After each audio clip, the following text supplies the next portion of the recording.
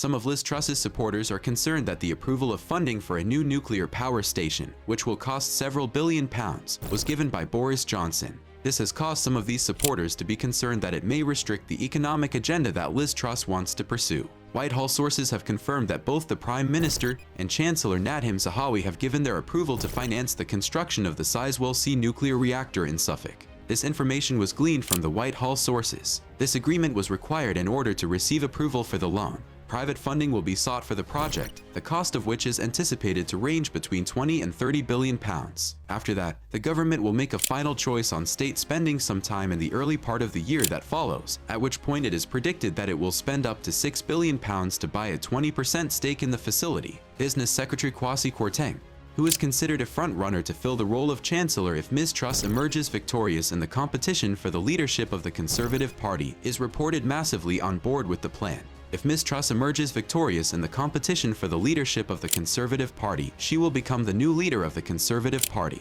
On the other hand, it appeared as though her team did not have a unified opinion regarding the issue, as Chief Secretary to the Treasury Simon Clarke expressed his concerns to both Mr. Johnson and Mr. Zahawi. Mr. Clarke voiced his concern that taking action at this time would limit the alternatives available to their successors in a letter that was intercepted by the Sunday Times. Mr. Clarke's letter was read by the Sunday Times. According to Mr. Clarke, who is widely believed to be in line for a senior cabinet position in the event that Ms. Truss is elected, the costs of Sizewell C are sufficient to materially affect spending and fiscal choices for an incoming government, especially in the context of wider pressures on the public finances. Sizewell C's costs come into play, especially in the context of wider pressures on the public finances. Mr. Johnson had previously claimed that he would not be making any significant decisions before leaving office before he was forced to resign as a consequence of a series of scandals. These scandals prompted him to step down as president. This is in spite of the fact that he is only acting in a caretaker capacity as Prime Minister at the moment. Liz Truss, the candidate with the best chance of succeeding Mr. Johnson as Prime Minister, has stated that she intends to lower tax rates. To be more specific, she plans to reverse an increase in national insurance rates that is estimated to cost at least 30 billion pounds per year. However, she is coming under increasing pressure to provide further support to those who are the most disadvantaged. This is due to the fact that industry experts have warned that the energy minimum price could approach £6,000 in April, which would be an additional unpleasant hike. In the video that he authored for the Mail on Sunday, Mr. Kwarteng reassured viewers that help is coming. But he emphasized that it is absolutely appropriate not to divulge the specific shape of that support until later on in the piece. In addition to this, he underlined the significance of getting on with new nuclear power stations in order to make the United Kingdom more self-sufficient in terms of its energy supply. In July, Mr. Kwarteng gave his approval for the development consent for Sizewell C. However, at that time, conversations over the selection of the appropriate financial investment were still ongoing.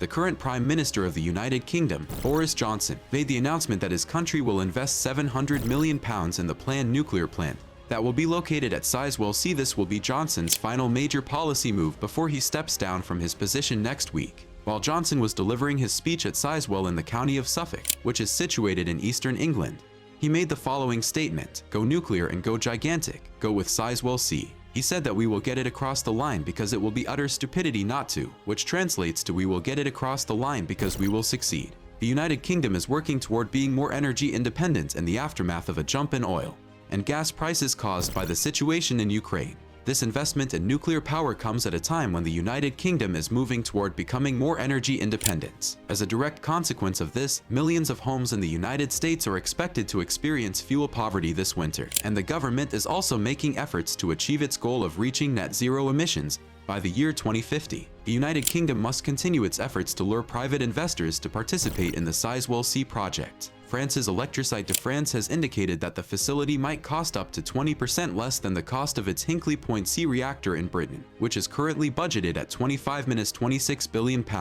In the year 2023, EDF is expected to come at a conclusive choice regarding the investment it would make in the project. An increase in the production of nuclear energy would, over the course of time, lessen Britain's reliance on natural gas, which, in the preceding year, was responsible for almost 45% of the nation's total electrical output.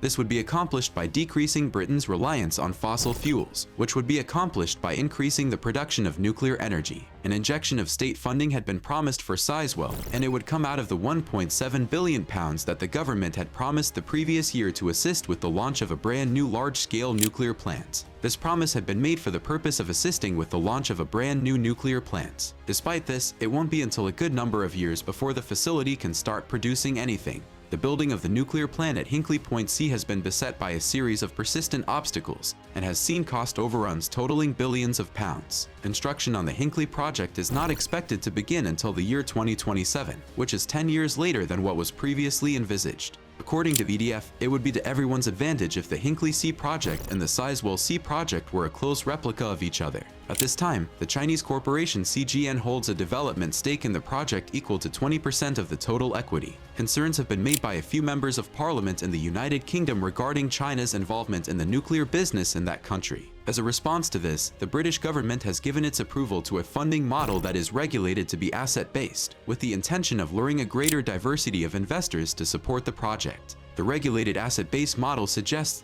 that businesses that are in the process of building new plants ought to be rewarded while they are in the process of building those plants. This would make it feasible for the companies to acquire cheaper funding for the projects, in addition to lowering the development risk that the companies face. Sizewell C would bring down British power prices after it was commissioned in the middle of the 2030s, according to Asger Hymason, the senior associate at Aurora Energy Research. However, during its estimated 10-year construction period, the project would cause consumer energy bills to rise. This is because some construction costs would be transferred to consumers. Sizewell C would bring down British power prices after it was commissioned in the middle of the 2030s. Opponents of the RAB contend that this will place the responsibility of covering any cost overruns or delays in construction on the shoulders of the taxpayers. The environmental group Greenpeace, which actively fights against the utilization of nuclear power, had some negative things to say about the expense. This money could insulate enormous numbers of drafty homes and cut next year's rates, said Doug Parr, the chief scientist for Greenpeace UK.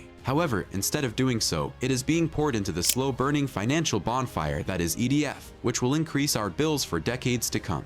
The United Kingdom's Department for Business, Energy, and Industrial Strategy did not immediately respond to a request for clarity regarding this matter when asked whether the government will take a direct stake in the Sizewell project as a result of the £700 million investment. This was in response to a question about whether the government will take a direct stake in the project. What do you think about this project? Let us know in the comments and don't forget to subscribe to our channel.